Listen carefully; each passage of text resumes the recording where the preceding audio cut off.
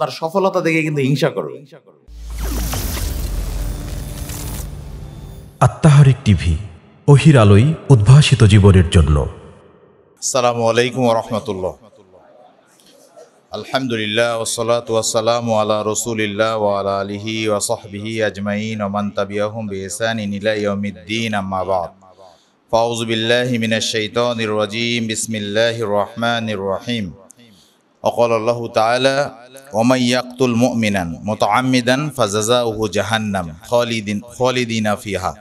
خالدا فيها ইলা আখিরিল্লাহ। সমস্ত প্রশংসা মহান আল্লাহ রাব্বুল আলামিনের জন্য, যিনি আজকের এই তালিমি বৈঠকে আমাদেরকে উপস্থিত হয়ে কিছু কথা শোনার ও বলার তৌফিক দান করছেন।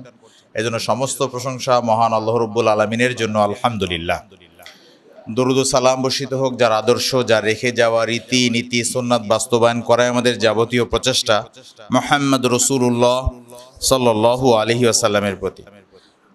আজকে সংক্ষিপ্ত এই তালিমি বৈঠকের আলোচ্য বিষয় ভ্যালু অফ লাইফ, জীবনের মূল্য। আমরা এর আগে অনেকদিন আগে ভ্যালু অফ টাইম, সময়ের মূল্য নিয়ে আপনাদের সামনে একটি তালিমি বৈঠক করার প্রয়াস পেয়েছিলাম, আলহামদুলিল্লাহ। আজকে বিষয়টা হচ্ছে ভ্যালু অফ লাইফ, জীবনের মূল্য কি, এই বিষয় নিয়ে আমরা কিছু আলোকপাত করার চেষ্টা করবো ইনশাআল্লাহ। আল্লাহ আমাদের জন্য সহজ করে দিক, ওমা তৌফিক ইল্লা বিল্লাহ। তো যে বিষয়টি আজকে আমরা উল্লেখ করছি তা আমাদের সবার জীবনের সাথেই জড়িত, সবার সাথেই, সবার কাছে এটা খুব গুরুত্বপূর্ণ যে জীবনের মূল্য কি। সময়ের মূল্য যেমন খুব গুরুত্বপূর্ণ, জীবনের মূল্যটা বোঝাও কিন্তু গুরুত্বপূর্ণ। আমাদের সমাজে আমরা অনেক মানুষকে দেখি এবং যাদেরকে আমরা চিনিও বটে, তাদের কোনো লক্ষ্য নাই, জীবন আছে কেন, এই জীবনে সে কি করবে না করবে, সে লক্ষ্যহীনভাবে জীবন যাপন করছে। মানে এক কথায় তার জীবনের যে মূল্যটা সে বুঝতে পারে নাই। তো আমাদের মধ্যে যারা আমরা এখানে আসছি, আজকে যদি এই আলোচনা থেকে যদি সবাই নিজের জীবনের এই মূল্যটা আমরা যদি বুঝতে পারি, তো এটাই একটা সফলতা হবে বলে আমরা মনে করছি ইনশাআল্লাহ। তো এই জন্যই আমরা এই বিষয়টা নির্ধারণ করেছি যে ভ্যালু অফ লাইফ, জীবনের মূল্য আছে কিনা। আমরা যদি একটা বিষয় বলি যে আমাদের লক্ষ্যপূর্ণ জীবন, এটা যেমন গুরুত্বপূর্ণ, জীবনের মূল্যটা বোঝাটাও কিন্তু গুরুত্বপূর্ণ। যে ব্যক্তি নিজের জীবনের মূল্য বুঝতে পারে, সেই তার লক্ষ্য বুঝতে পারে যে আমার লক্ষ্যটা কি। এখন নর্মালি আমরা যখন প্রত্যেকেই এখানে আমরা যারাই আছি সবাই আমরা কিন্তু আমাদের জন্ম হয়েছে আমাদের মায়ের গর্ভ থেকে, তাই না? প্রত্যেকেরই একটু চিন্তা করে দেখি, যখন আমরা মায়ের গর্ভে ছিলাম তখন কিন্তু আমরা একটা রক্তপিণ্ড ছিলাম, তাই না? রক্তপিণ্ড। আমরা এখানে একটু স্বীকৃতি দেই, এই রক্তপিণ্ডের মধ্যে রূহ নামক একটি শব্দ, তাই না? এই রূহটা কে ফুঁকে দিয়েছিলেন? সবাই বলেন তো দেখি। আল্লাহ দিয়েছিলেন, তাই তো? কিন্তু দুনিয়াতে এসে বড় হয়ে যাওয়ার পর সেই আল্লাহকে যদি আমি চিনতে না পারি, সে আল্লাহকে যদি ভুলে যাই, তাহলে যিনি আমার প্রতি সবচেয়ে বড় কৃতজ্ঞতা আমার প্রতি দেখালেন, যার কারণে আমি রক্তপিণ্ড থেকে একটা মানুষে রূপান্তরিত হলাম। কারণ অনেক মানুষ জন্ম নেয় মৃত অবস্থায়, তার মানে তখন কি তার রূহটা থাকে? তখন কিন্তু তার রূহটা থাকে না। তার মানে আল্লাহ তাআলা মহব্বত করে, আল্লাহ তাআলা আমাদের প্রতি এই যে অনুগ্রহ করে আমাদেরকে যে রূহটা ফুঁকে দিয়েছেন, ফলে কিন্তু আমরা মানুষ হিসেবে দুনিয়াতে আসছি, বুদ্ধিমান হয়েছি কেউ, ইত্যাদি ইত্যাদি। তাহলে আল্লাহ তাআলা যে আমাদেরকে রূহ ফুঁকে দেওয়ার কারণে আমরা যে একটা জীবন লাভ করেছি, এজন্য সবচেয়ে বেশি শুকরিয়া পাওয়ার, সবচেয়ে বেশি মানে আল্লাহর যে ইবাদত বন্দেগী পাওয়ার, আল্লাহ ইবাদত বন্দেগী পাবেন, এটা কি হক কি আল্লাহ রাখেন না? কারণ যদি আল্লাহ সেটা না দিতেন তাহলে তো উল্লেখযোগ্য কিছুই হতাম না, দুনিয়াতে কিছুই থাকতাম না। তো আজকে আমরা ওটাই আপনাদেরকে স্মরণ করে দিতে যাচ্ছি যে জীবনের মূল্য হচ্ছে সেটা যে আমার নিজের এই অস্তিত্বকে চেনা, আমি কেন পৃথিবীতে আসছি এটাকে বোঝা। তো আজকে আমরা আপনাদের সামনে সেই বিষয় নিয়ে কিছু আলোকপাত করব এবং শেষের দিকে আমাদের জীবনের মূল্য সম্পর্কে ইসলাম কত গুরুত্ব দিয়েছে সেই বিষয় নিয়ে আমরা কিছু কথা বলবো। তাহলে প্রথম বিষয়টা আমরা স্পষ্ট হলাম যে তাহলে এখন যদি আমরা স্পষ্ট করে বলি যে তাহলে জীবনের মূল্যটা আসলে মূলত কোনটা। জীবনের মূল্য হচ্ছে যে আল্লাহ তাআলা যে আমাদেরকে সৃষ্টি করেছেন এটা বোঝা। যে ব্যক্তি এইটা বুঝতে পারে যে আল্লাহ তাআলা আমাকে সৃষ্টি করে দুনিয়াতে যদি না পাঠাতেন আমি উল্লেখযোগ্য কিছুই হতাম না, এটা যে বুঝতে পারে সেই তার নিজের জীবনের মূল্য বুঝতে পারে। এটা একটা সংক্ষিপ্ত বিষয়। এখন একটা সমস্যা হয় যে আমরা যারা ছাত্র ভাইরা আছি এবং যারা আমরা মানে মানুষ হিসেবে যারা আছি, আমাদের জীবনের লক্ষ্য নির্ধারণ অনেক সময় করা হয় না। জীবন চলছে জীবনের মতো, কিন্তু আমাদের কোনো সুনির্দিষ্ট কোনো লক্ষ্য না থাকার কারণে আমরা কিন্তু সুনির্দিষ্ট কোনো গন্তব্যেও পৌঁছাইতে পারি না। একটা উক্তি আছে, খুব চমৎকার উক্তি, আমরা তো ফুটবল খেলি সবাই, তো ফুটবল খেলার মতো একটা উক্তি যে ফুটবল খেললে যদি কোনো লক্ষ্য না থাকে তাহলে কি হবে। এই জন্য একটা উক্তি আছে, the trouble with not having a goal is that you can spend your life running up and down in the field and never score. বলা হচ্ছে যে লক্ষ্যহীন জীবনটা ওইরকম যে একটা মাঠের মধ্যে একটা ছেলে বল নিয়ে সারা দিন খেলছে, কিন্তু সে তার যেহেতু লক্ষ্য নাই, মানে তার তো লক্ষ্য নাই যে গোল কোথায় করতে হবে, এজন্য সে সারাদিন খেলছে, নেভার স্কোর, কিন্তু সে কখনোই স্কোর করতে পারে না। কেন স্কোর করতে পারছে না?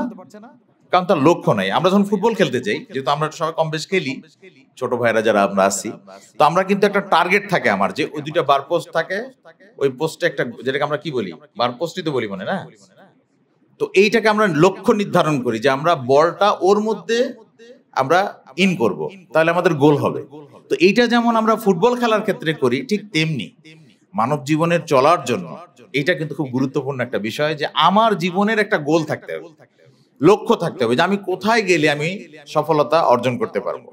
তো এইটা কিন্তু আমাদের জন্য একটা গুরুত্বপূর্ণ বিষয়। আমি এর আগেও একদিন আপনাদেরকে বলছিলাম যে বিশেষ করে মানুষের, প্রত্যেকটা মানুষেরই আল্লাহ তাআলা যখন মানুষকে জন্মগ্রহণ করার পরে সে কিন্তু একটা অ্যাডভান্টেজ নিয়ে জন্মগ্রহণ করে। এখানে আমরা যারাই আছি পৃথিবীতে প্রত্যেকেই, এটা মেডিকেল সায়েন্সের ভাষায় প্রত্যেকেই আমরা একটা অ্যাডভান্টেজ নিয়েই দুনিয়াতে আমরা আসি। সেই অ্যাডভান্টেজটা জানতে মন চাচ্ছে কি?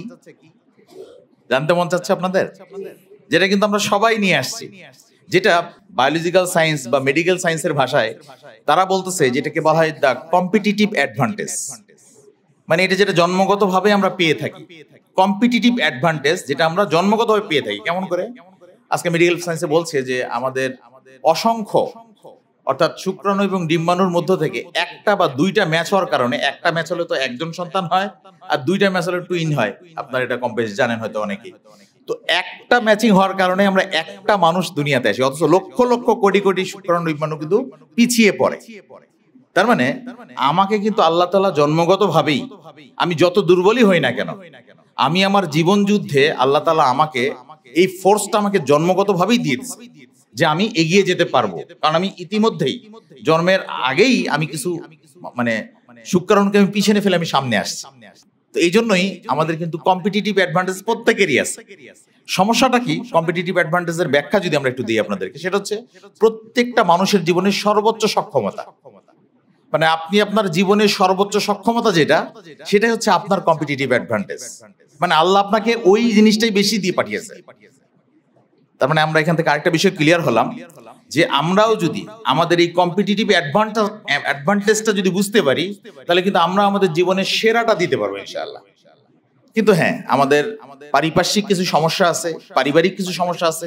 আমাদের বাবা মাই নির্ধারণ করে দেয় আমাদেরকে যে তোমাকে এটা হতে হবে, তোমাকে ওটা হতে হবে। একজন ছেলে হয়তোবা সে ভালো লেখক হবে, কিন্তু তার বাবা বারবার চায় তুমি একজন ভালো মাওলানা হবা। ফলে সে বাধ্য হয়ে নিজের এই চাহিদাটাকে সে লুকিয়ে রেখে সে কিন্তু বক্তা হওয়ার জন্য বা মাওলানা হওয়ার জন্য চেষ্টা করে, যে আমাকে সবাই বক্তা হিসেবে চিনবে।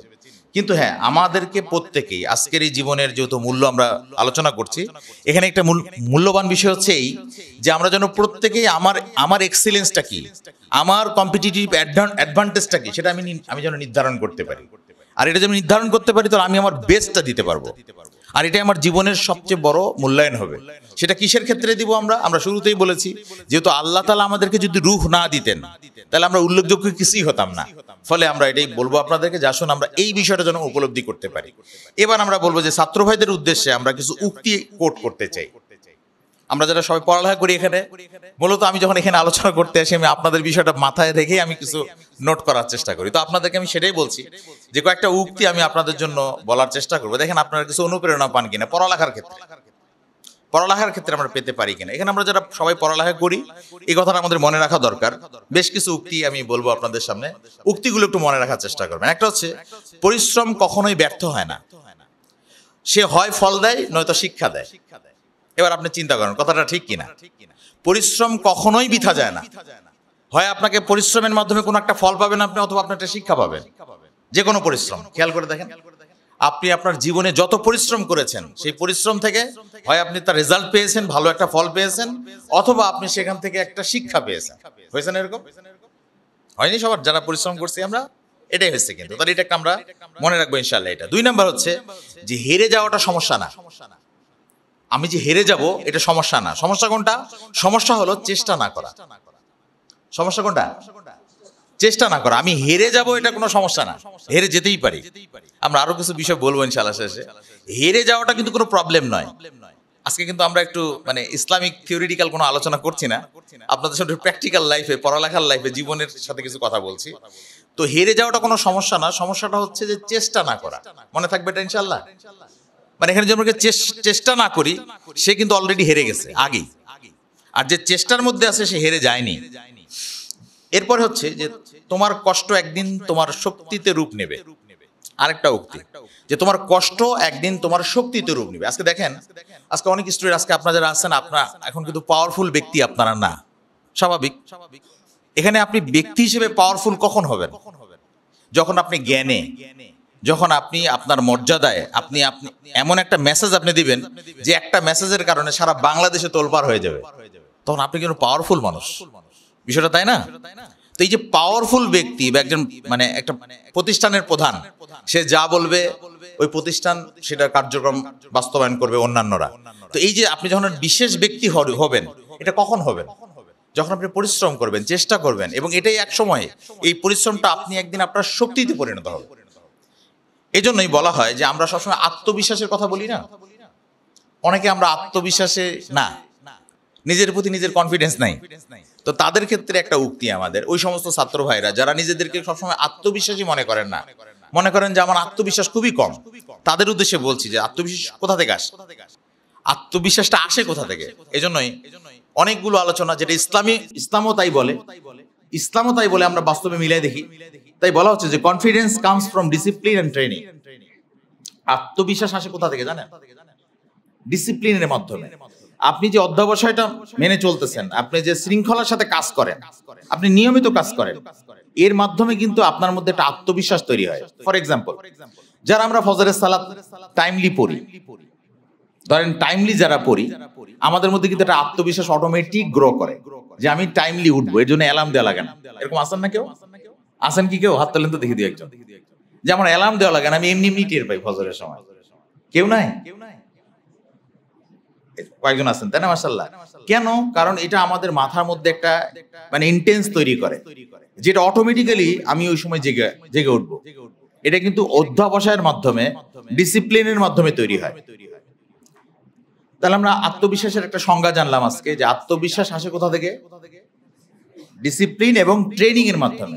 আপনি যত বেশি, যে সালাতটা কিন্তু একটা ট্রেনিং, এর মাধ্যমে কিন্তু মানুষ কনফিডেন্স পায়, ইত্যাদি ইত্যাদি। এরপরে আরেকটি উক্তি হচ্ছে যে জীবনের সবচেয়ে বড় শিক্ষক হচ্ছে ব্যর্থতা। আমরা জানি যে আমাদের শিক্ষক তো আছেই, কিন্তু যেটা মানে দেখা যায় না, আনসিন সিন, মানে যে সমস্ত শিক্ষককে দেখা যায় সেটা তো আমরা জানি যে ওনারা আমাদের টিচার, কিন্তু আনসিন টিচার আছে একজন বড় টিচার, যেটা দেখা যায় না। সেটা কি? ব্যর্থতা আমার কিন্তু সবচেয়ে বড় শিক্ষক। কারণ মানুষ কিন্তু যখন হেরে যায়, হেরে যাওয়া থেকেই সে শিখে যে কিভাবে সফলতা অর্জন করা যায়। আমি এই কাজগুলো করে হেরে গেছি। আমরা একটা উক্তি আপনাদের সামনে বলবো ইনশাআল্লাহ। আর সবচেয়ে ভালো বন্ধু হচ্ছে অধ্যবসায়। আমরা নরমালি মনে করি এটাও কিন্তু আনসিন ফ্রেন্ড, দেখা যায় না তো, অধ্যবসায় দেখা যায়। তো এই যে এই দুটো কিন্তু আমাদের মনে রাখতে হবে, ছাত্র ভাইদের জন্য বলছি। এবং লাস্ট একটা বিষয় আপনাদেরকে একটু মোটিভেট করার জন্য দুইটি উক্তি বলবো। একটা হচ্ছে যে আজ যারা তোমাকে উপহাস করে, কাল তারাই তোমার সাফল্যতা নিয়ে হিংসা করবে ইনশাআল্লাহ। এটা বিশ্বাস করতে হবে। যে আজকে যারা উপহাস করছে, আমাদের অনেক আছে না, যে স্টুডেন্ট ভালো না, তুই এটাই পারিস না, তুমি এটাই পারো না, ইত্যাদি ইত্যাদি উপহাস করে, তো এরাই কিন্তু একদিন আপনার সফলতা দেখে কিন্তু হিংসা করবে। কাজে আপনার এটা দেখার দরকার নাই যে কে আমাকে উপহাস করলো। এই উপহাসের পিছনে ছোটার কোনো প্রয়োজন নেই, আমাকে সামনের দিকে এগিয়ে যেতে হবে। এটা একটা মনে রাখার বিষয়। এবার একটা বিষয় বলবো যে মেধা নয়, আমরা সবসময় ট্যালেন্টেড, সবসময় বলি ছেলেটা ভালো ট্যালেন্টেড, এই জন্যই পারে। কিন্তু সারা বাংলাদেশের রিপোর্টে একটা দেখলাম, কিছুদিন আগে একটা রিপোর্ট দেখলাম, যে আমি এবং আমার ব্যক্তিগত লাইফে আমি পরিচিত অনেক জনের সাথে আমার পরিচয় আছে, যাদেরকে আমরা চিনি যে একাডেমিক লাইফে সবসময় সে ভালো রেজাল্ট করতো, ফার্স্ট, সেকেন্ড, থার্ড, ফোর্থ এরকম হতো। কিন্তু যখন সে চাকরি জীবনে গেছে তখন সে ভালো করতে পারে না। এর পিছনে কি কারণ হতে পারে? এর পিছনে যেটা কারণ হতে পারে যে আসলে একাডেমিক পড়ালেখার সাথে সাথে আমাদের আরো কিছু জ্ঞান অর্জনের প্রয়োজন হয়। যখন ওই জ্ঞানগুলোর ঘাটতি থাকে তখন কিন্তু কম্পিটিটিভ এক্সামে যেয়ে তখন কিন্তু মানুষ ভালো করতে পারে না। এজন্যই একটা চমৎকার উক্তি আপনাদের সামনে উদাহরণ হিসেবে বলতে চাই যে মেধা নয়, নিয়মিত চর্চাই একজন সাধারণ ছাত্রকে অসাধারণ করে তোলে। নিয়মিত চর্চা, এই যে ডিসিপ্লিন, এই যে বারবার করা, এটার ক্ষেত্রে বলা হচ্ছে যে talent is nothing without dedication and discipline. মানে বলা হচ্ছে যে ট্যালেন্টটা কিছুই না ত্যাগ এবং শৃঙ্খলা ছাড়া। পৃথিবীতে আপনি এমন কোন নবী রসুল থেকে শুরু করে সাহাবী, এমনকি যত মনীষী আছে, প্রত্যেকের জীবনী আপনি তদন্ত করে দেখেন, পর্যালোচনা করে দেখেন, দেখবেন যে তাদের মধ্যে একটা সীমাহীন ত্যাগের একটা ইতিহাস আছে। আছে না? আছে, কিন্তু ত্যাগের ইতিহাস আছে। এবং তারা যে অগোছালো ছিল তাও না, তারা গোছালো জীবনযাপন করেছেন, শৃঙ্খলার সাথে জীবনযাপন করেছেন, ফলে তারা কিন্তু সফল হয়েছেন। এই জন্যই বলা হচ্ছে যে and dedication and discipline is a talent in itself. ত্যাগ এবং শৃঙ্খলা নিজেই একটা ট্যালেন্ট। তার মানে আপনি যদি ত্যাগী হতে পারেন তার মানে আপনি অটোমেটিক ট্যালেন্ট। যে ত্যাগ স্বীকার করতে পারে সে ট্যালেন্ট হয়। এখন আমরা যখন পড়ালেখা করতে যাই এখানে অনেক ত্যাগ স্বীকার করতে হয়, রাত জাগতে হয়, বইয়ের পাতা উল্টাতে হয়। এজন্য আমার খুব পরিচিত একজন ম্যাজিস্ট্রেট, আমাদের পরিচিত, তো উনি এখন বর্তমানে ম্যাজিস্ট্রেট, তো উনি আমার জুনিয়র যদিও, তো সে আমাকে বলছিল যে আসলে আমি যখন বইগুলো পড়তাম তো বইগুলো এতবার পড়ছি, এতবার আমি বারবার পাতাগুলো উল্টিয়েছি যে মাঝে মাঝে মনে হয় বই যদি কথা বলতে পারতো তো বই বলতো যে আপনার কি লজ্জা নাই, আপনি আমাকে এতবার খোলেন কেন? হাস্যকর না বিষয়টা? মানে উনি বলছেন যে আমি বইগুলো এতবার খুলেছি যে বই যদি কথা বলতে পারতো তো আমাকে বলতো আপনার কি লজ্জা করে না, আপনি আমাকে এতবার খুলেন কেন? তো সে কিন্তু আজকে ম্যাজিস্ট্রেট। তো তার মানে নিঃসন্দেহে তার ত্যাগ শিকারের একটা লম্বা ইতিহাস আছে এই বইগুলো পড়া নিয়ে। এনিওয়ে, সেটা একটা অন্য বিষয়। তো এখানে আমাদের মনে রাখতে হবে যে আমাদেরকে ত্যাগী হতে হবে এবং ডিসিপ্লিনের সাথে কাজ করতে হবে। লাস্ট কথা হচ্ছে, এই লাস্ট দুটো কথা আমরা বলবো, একটা হচ্ছে এক্সিলেন্স নিয়ে, একটা হচ্ছে ভুল করতে ভয় পেও না। অনেক সময় আমাদের হয় কি জানেন, আচ্ছা এটা করবো, যদি ভুল হয়, এটা লিখবো, এটা যদি ভুল হয়, এই ভুল করার ভয়ে অনেক সময় অনেকে লিখেই না, এটা করা যাবে না, ভুল হবে হবে। এখানে একটা উদাহরণ হিসেবে আমি নিয়ে আসছি আপনাদের জন্য যে প্রতিটি ভুল তোমাকে নতুন কিছু শেখাবে। প্রত্যেকটা ভুল যখন হয় না তখন মানুষ কিন্তু নতুন কিছু শেখে। সবচেয়ে মজার বিষয় জানেন, আমার জীবনে আমি অনেক জায়গায় ভুল করছি, অনেক অনেক ক্লাসে অনেক জায়গায় আমার ভুল হয়েছে। পরে টিচার যখন আমাকে বলছে তোমার অমুক অমুক জায়গায় ভুল হয়েছে, আমার কিন্তু আজও মনে আছে যে আমি কোন কোন ওই জিনিসগুলো যদি এখনো আমার সামনে কেউ বলে আমি কিন্তু এটা বলি যে এটা আমি ভুল করছিলাম আমার স্টুডেন্ট লাইফ, এবং অমুক স্যার আমাকে এটা ধরে যেন মনে থাকে। তার মানে কি প্রত্যেকটা ভুল ওই জিনিসটা আমি শিখছি, ওই ভুল করার কারণে ওই জিনিসটা আমি প্রপারলি শিখছি, এটা একটা অর্জন না আমার? তার মানে প্রত্যেকটা ভুল থেকে মানুষ নতুন কিছু শেখে। উদাহরণটা হচ্ছে এই বাল্ব দেখছেন না, এখন এই বাল্ব তো আমি এখন ইউজ করি, সবাই প্রত্যেকের বাড়িতেই বাল্ব আছে। তো এই বাল্বের কিন্তু ইতিহাস আছে একটা, মানে যখন যেমন আল্লাহ রাসূল সাল্লাল্লাহু আলাইহি ওয়াসাল্লামের যুগে বা তার পরবর্তীতে তো এরকম বাল্ব কারেন্ট আবিষ্কার হয়নি। তো বাল্ব যিনি আবিষ্কার করেছেন তার নাম কি জানেন কেউ? Thomas Alva Edison. তো ওনার বিষয়ে কি বলা হচ্ছে দেখেন, যে উনি বলছেন যে থমাস আলভা এডিসন 100 বার ভুল করে বলেছিলেন, মানে 1000 বার ভুল করে বলেছিলেন। থমাস আলভা এডিসন 1000 বার এই বাল্ব আবিষ্কার করতে যে নানান সূত্র অ্যাপ্লাই করে হয়নি যখন, তখন তিনি বলছিলেন যে আমি ব্যর্থ হইনি। তিনি বলছেন আমি ব্যর্থ হইনি 1000 বার ফেল করে। তিনি বলছেন যে শুধু 1000 উপায় খুঁজে পেয়েছি যা কাজ করে। উনি বলছেন যে আমি 1000 উপায় বের করেছি যে 1000 উপায় কোনো কাজ করে না। তার মানে ব্যর্থতার মধ্যে সফলতা খুঁজছেন না? মানে উনি বলছেন যে আমি 1000টা উপায় বের করছি যে 1000টা উপায় কোনো কাজ করে না, মানে এগুলো ব্যর্থ। দ্যাট ইজ দ্য মানে মেইন ফ্যাক্ট, যে আমরা কিন্তু আজকে আমাদের জীবনে দেখেন, আমরা জীবনে একটুতেই কিন্তু হতাশ হয়ে যাচ্ছি। তাহলে উনি বারবার, আজকে বাল্ব আপনি আমি ইউজ করতেছি, আজকে মুসলিম বিশ্ব আমরা যদি বলি, আমি বলবো যে আমাদের ম্যাক্সিমাম মানুষের আজকে টেন্ডেন্সি হয়ে গেছে যে আমাকে এই পড়তে হবে, কিন্তু কেউ কিন্তু আর সায়েন্স নিয়ে চিন্তা করতে চায় না, কেউ আর বড় বিজ্ঞানী হতে চাচ্ছে না। তো এটা কিন্তু আমাদের একটা ল্যাকিংস। অথচ ইসলামিক যারা ব্যক্তিবর্গ ছিলেন ইতিপূর্বে, বিশেষ করে মধ্যযুগে, তখন কিন্তু মুসলমানরাই কিন্তু সায়েন্টিস্ট ছিল, মুসলমানরাই কিন্তু গণিত শাস্ত্রে পণ্ডিত ছিল, তারাই রসায়ন শাস্ত্রে পণ্ডিত ছিল, পদার্থবিজ্ঞানে পণ্ডিত ছিল। কিন্তু আজকে কিন্তু আমাদের সেই ধরনের মন মানসিকতা আমাদের তৈরি হচ্ছে না। তো আমরা এই বিষয়ে আপনাদেরকে কিছু অনুপ্রেরণা দেওয়ার চেষ্টা করলাম মাত্র। এবার আমরা আপনাদেরকে বলবো যে এই যে সফলতা কিন্তু কোনো গন্তব্য নয়। আমরা মনে করি যে সফলতা মনে কোনো একটা গন্তব্য, একটা জায়গায় গেলাম মানে সফল হয়ে গেলাম, বিষয়টা তা না। বরং বলা হচ্ছে যে এটি একটি চলমান যাত্রা। সফলতা কি না, সফলতা নির্দিষ্ট গন্তব্য নয় দুনিয়ার প্রেক্ষাপটে। আর আখিরাতের সফলতা তো আমরা জানি জান্নাত, কিন্তু দুনিয়ার প্রেক্ষাপটে আপনি কোন একটা নির্দিষ্ট জায়গায় যাওয়াটাকে আপনি সফলতা মনে করতে পারেন না। কেন?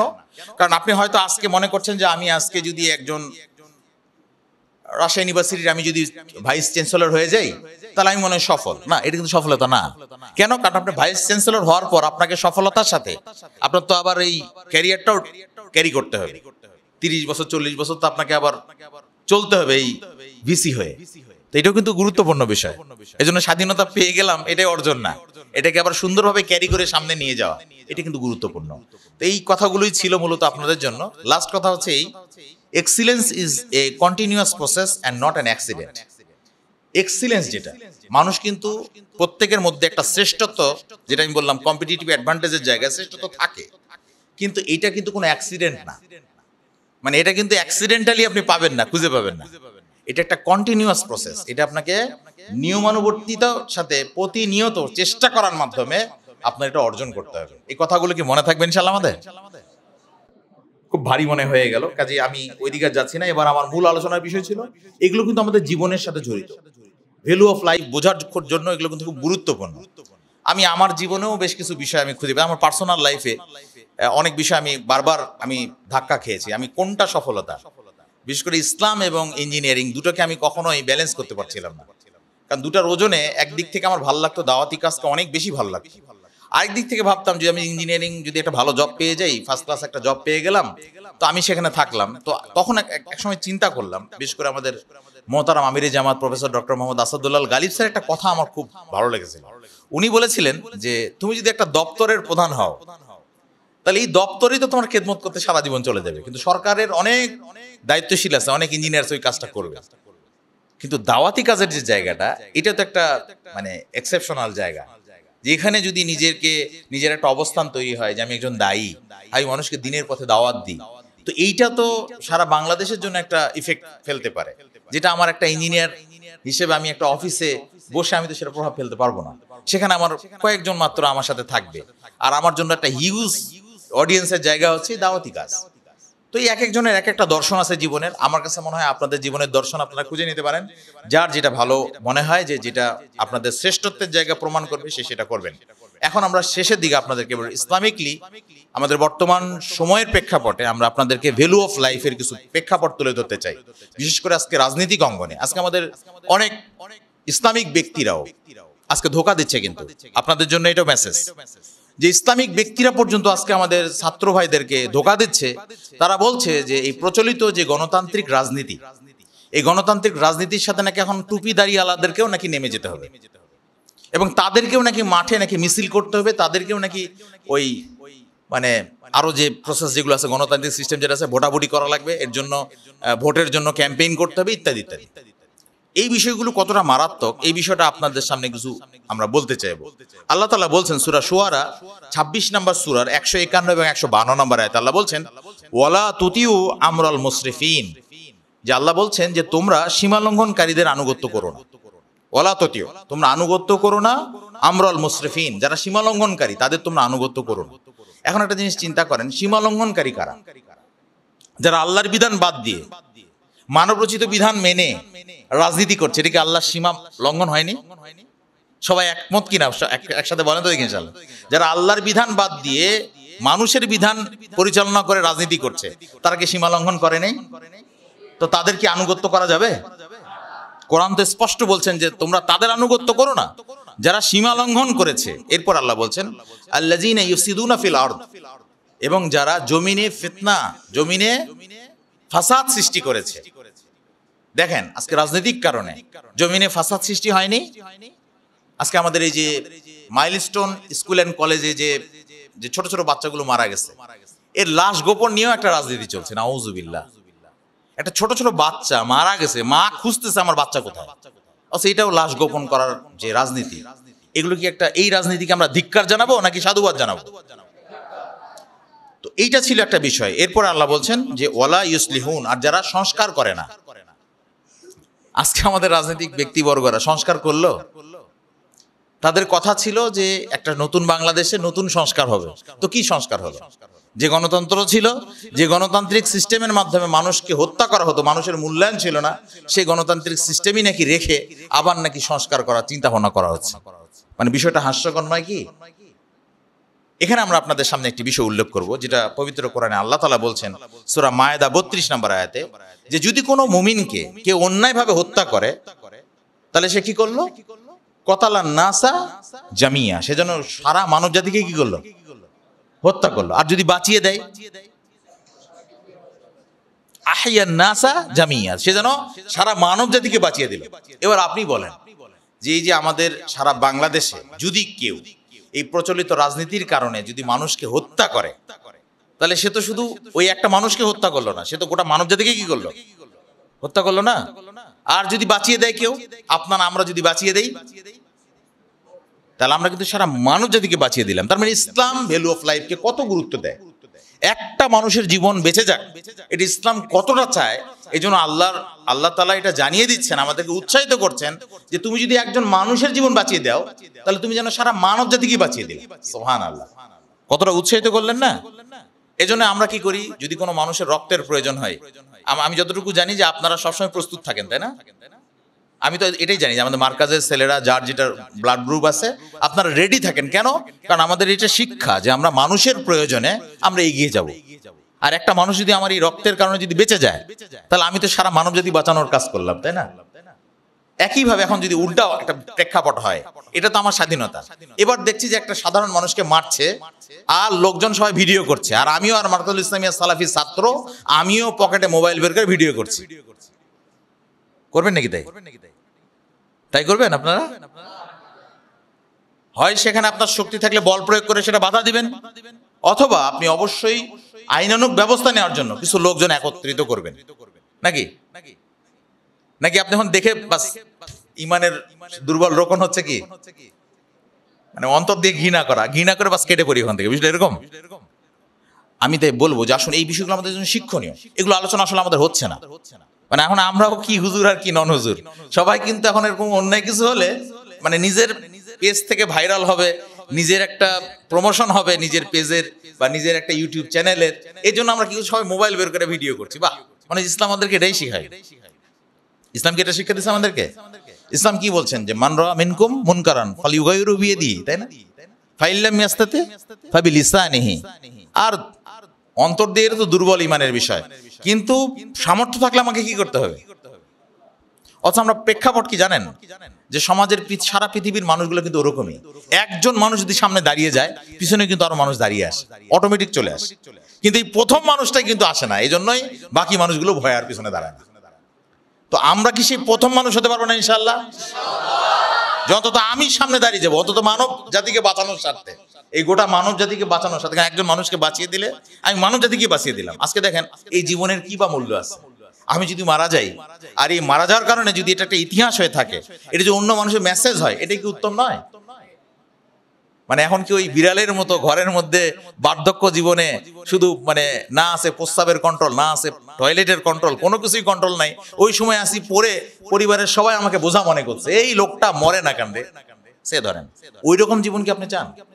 এই জন্য আমরা একটা দোয়া করি না যে কি, যে হে আল্লাহ আপনি আমাদেরকে বার্ধক্যের ফিতনা থেকে বাঁচিয়ে দিন বা রক্ষা করুন, বলি না আমরা, হেফাজত করুন। এই যে আমরা যে আল্লাহর কাছে বলি, এই বিষয়টা আমাদের খেয়াল রাখতে হবে। এখানেই এই জন্য বলবো যে আসুন আমরা যারা আল মার্কাজুল ইসলামিয়া ছাত্র আছি, আমরা যেন বিষয়গুলো যেন রিয়েলাইজ করতে পারি। এবার আমরা শেষে যেটা বলবো, যে একটি হাদিসে রাসূল বলছেন, দেখেন এটা কিন্তু আমাদের জন্য আরেকটা মেসেজ।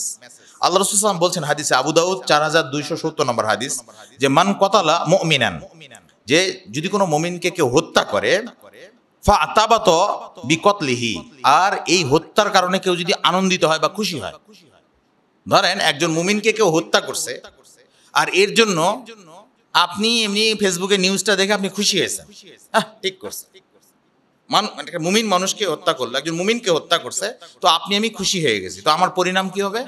আল্লাহ রাসূল বলছেন যে লাম ইয়াকবালিল্লাহ মিনহু সরফান ওয়ালা আদলান, ওই ব্যক্তির ফরজ এবং নফল ইবাদত আল্লাহ কবুল করবেন না। কঠিন হয়ে গেল না? মানে ওই ব্যক্তির কোনো ফরজ বা কোনো নফল ইবাদত আল্লাহ কবুল করবেন না। তার মানে ইসলাম মানব জীবনের যেমন মূল্যায়ন করছেন, এটা তো করছেনই, আর মুমিনের মূল্যায়ন আরো বেশি করছেন, যে একজন মুমিনকে কেউ হত্যা করবে না। কথা ক্লিয়ার কিনা? তাহলে এখন আমাদেরকে কিন্তু খেয়াল রাখতে হবে যে আমাদের এই অনলাইন যুগে আমরা দেখছি মুমিনরা মারা যাচ্ছে আর আমরা খুশি হয়ে যাচ্ছি ঘরে বসে। এটা আমার কত খারাপ পরিণতি হচ্ছে আমার জন্য, এটা ভাবা যায়? এই জন্য কিন্তু আমাদের বিষয়গুলো বুঝতে হবে। এবার আমরা আসি যে রাজনৈতিক অঙ্গনে আরেকটা বড় ফিতনা, মানুষের হত্যা রাজনীতির ক্ষেত্রে যেটা হচ্ছে, যে আল্লাহ সাল্লাল্লাহু আলাইহি ওয়াসাল্লাম বলছেন হাদিসে যে মান হামালা আলাইনা সিলাহা ফালাইসা মিন্না, যে যারা আমাদের বিরুদ্ধে অস্ত্র উত্তোলন করলো তারা আমার উম্মত নয়। কে বলছেন এটা? এখন ধরেন দুইটা রাজনৈতিক দল, দুইটাই বাংলাদেশে দুই রাজনৈতিক দল, দুই দলই মুসলমান। এখন এক দল আরেক দলের বিরুদ্ধে অস্ত্র উত্তোলন করলো, তাহলে আল্লাহ রাসূলের ভাষায় সে কে? সে তো আল্লাহ রাসূলের উম্মত নয়। অস্ত্র উত্তোলন করছে মানেনি কিন্তু এখনো, মানে অস্ত্র উত্তোলন করছে তাই তার কি অবস্থান।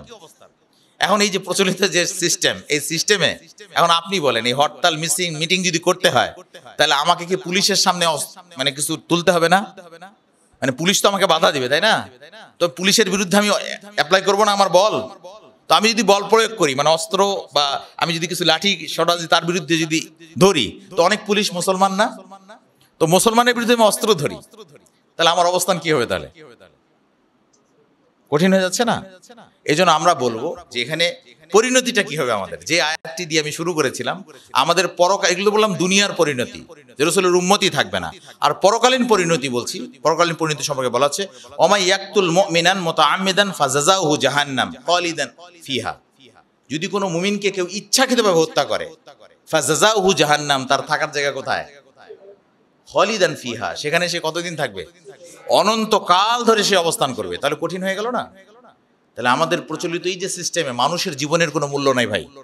কাজে আপনাদের উপর অনুরোধ থাকবে যে আপনারা এখান থেকে পড়ালেখা করে অন্তত এই শিক্ষাটা নিয়ে যাবেন যে কখনো মানুষ হত্যা করতে হয় না, আর মুমিনের হত্যা তো প্রশ্নই আসে না। মনে থাকবেন ইনশাল্লাহ? তো এটাই কিন্তু আমাদের জীবনের মূল্যটা ইসলাম সবচেয়ে বেশি দিয়েছে। এই বিষয়গুলো যেন আমরা উপলব্ধি করতে পারি। আল্লাহ আমাদের সবাইকে বোঝার তৌফিক দান করুক, আমিন। আর আমাদের পরিবারের যদি কেউ এরকম থাকে, আমাদের পরিবারের কোনো একজন সদস্য এই তথাকথিত মানুষ হত্যার রাজনীতি করে, মানে কুফরির রাজনীতি করে, তাহলে আমার কি অবস্থান হবে? এখানে আল্লাহ তাআলা বলছেন ইয়া আইয়ুহাল্লাযিনা আমানু লা তাত্তাখিযু আবাকুম ওয়া ইখওয়ানাকুম আউলিয়া। এইটুকু আয়াতের অর্থ কি? যে হে ঈমানদারগণ, তোমরা তোমাদের পিতা এবং তোমাদের ভাইদেরকে বন্ধুরূপে গ্রহণ করো না। কেন করো না? এটা আল্লাহ পরে বলছেন ইনিস্তাহাব্বুল কুফরা আলাল ঈমান, যদি তারা ঈমানের চেয়ে কুফরিকে বেশি ভালোবাসে। ঈমানের চেয়ে যদি কুফরিকে বেশি ভালোবাসে, তাহলে সে যদি তোমার পিতাও হয়, সে তোমার ভাইও হয়, তারপরও তার কি করো না? তাকে বন্ধুরূপে গ্রহণ করো না। এরপর আল্লাহ বলছেন ওমাইয়াতাওয়াল্লাহু মিনকুম ফাউলাইকা হুমুয যালিমুন, আর যারা তাদেরকে বন্ধুরূপে গ্রহণ করবে তারা কি? তারা জালেমদের অন্তর্ভুক্ত হবে। তাহলে কঠিন হয়ে গেল না বিষয়টা? এজন্য আসুন আমরা যেন কেউ জালেম না হই। যারা কুফরিকে ভালোবাসে তাদেরকে যেন আমরা বন্ধুরূপে গ্রহণ করে না করি। সে আমার বাবা হোক, সে আমার ভাই হোক, সে কুফরিকে ভালোবাসে, অথবা তার সাথে আমার বন্ধুত্ব নেই। মনে থাকবেন ইনশাআল্লাহ? এই নীতিগুলোর মাধ্যমে আমরা যেন আমাদের জীবন গঠন করতে পারি। আল্লাহ যেন আমাদের সবাইকে সে তৌফিক দান করেন, আমিন। এবার একটা অন্য আলোচনা করে আমাদের আজকের তালিমি বৈঠক শেষ করছি। আপনারা একটা সহজ ভাষায় বলেন তো, শিক্ষকদের প্রতিদ্বন্দ্বী কারা? শিক্ষকরা হয় না? নরমালি কি হয়? ইঞ্জিনিয়ারের প্রতিদ্বন্দ্বী কারা? ইঞ্জিনিয়াররা। ডাক্তারদের প্রতিদ্বন্দ্বী? ব্যবসায়ীদের প্রতিদ্বন্দ্বী? কৃষকদের প্রতিদ্বন্দ্বী? তাহলে এটা আমরা জানি, তাই না? এবার একটা বলেন তো, এই যে রাজনৈতিক প্রচলিত যে রাজনৈতিক সংগঠকগুলো আছে, এই সংগঠকগুলোর প্রতিদ্বন্দ্বী কারা? সংগঠকরাই। এখন যদি কেউ বা কারা যদি বলে যে না, প্রচলিত যারা রাজনৈতিক এই যে মানুষ হত্যার রাজনীতি যারা করছে, তারা সংগঠক তৈরি করছে মানুষ হত্যার জন্য, তৈরি করছে না? সংগঠক তৈরি করছে না তারা? তো তাদের বিপরীতে আমাদের কি ইসলামিক যারা মানুষকে শেখাবে যারা মানুষ হত্যা রাজনীতি করা যাবে না, এরকম কি সংগঠক দরকার আছে না নাই? তার বিপরীতে এখন আমাদের বলা হচ্ছে যে না, একাকী দাওয়াত দেওয়া উত্তম, সংগঠিতভাবে দাওয়াত দেওয়া জায়েজ আছে। এই কথাটা কি উল্টা হয়ে গেল না? এটাকে কারেকশন করার দরকার। এটার কারেকশন কি জানেন? এর কারেকশন হচ্ছে যে জামাতবদ্ধভাবে দাওয়াত দেওয়া, সংগঠিতভাবে দাওয়াত দেওয়াটাই উত্তম, আর একাকী দাওয়াত দেওয়া জায়েজ আছে, এটা সঠিক কথা। কিন্তু আজকে আমরা সংগঠক তৈরি বাদ দিয়ে আজকে যদি আমরা এই যারা রাজনীতি করছে মানুষ হত্যার, এদেরকে যদি আমরা ছেড়ে দেই যে আমরা নিজেরা সংগঠক তৈরি হচ্ছি না, আপনারা যে যা পারেন করেন, তাহলে এই মানুষ হত্যার রাজনীতি কখনো বন্ধ হবে? এর বিপরীতে আমাদেরকে সংগঠক তৈরি করতে হবে না? এই বিষয়গুলো আমাদের মনে থাকে। আমরা যদি হাদিসের ভাষায় বলি যে একাকী থাকলে বিপদটা কি? আল্লাহ সাল্লাল্লাহু আলাইহি ওয়াসাল্লাম কি বলছেন এক হাদিসে? তিনি বলছেন আলাইকুম বিল জামা ও ইয়াকুমুল ফুরকা, তোমরা জামাতবদ্ধভাবে বসবাস করো আর বিচ্ছিন্নতা থেকে বেঁচে থাকো। ফা ইন্নাশ শাইতানা মাআল ওয়াহিদ, শয়তান কয়জনের সাথে থাকে? আল্লাহ রাসূল বলছেন শয়তান থাকে একজনের সাথে। এখন উনি আবার বলছেন, যে বলছেন এই কথা, তিনি আবার বলছেন যে আল্লাহ রাসূল নিজেও তো একাকী দাওয়াত দিয়েছেন। আচ্ছা, তো আল্লাহ রাসূলের সাথে একটা শয়তান ছিল, তাই না? মানে যে ছিল, তাকে কি আল্লাহ রাসূল ইসলাম কবুল করে নেননি? তাহলে আমরা কি সবাই ইসলাম কবুল করে নিয়েছি নাকি? যে আমাদের সাথে আছে নিয়েছি কি? তো আল্লাহ রাসূলের সাথে ইসলাম কবুল করছেন, এটাই আল্লাহ দাওয়াত দিচ্ছেন।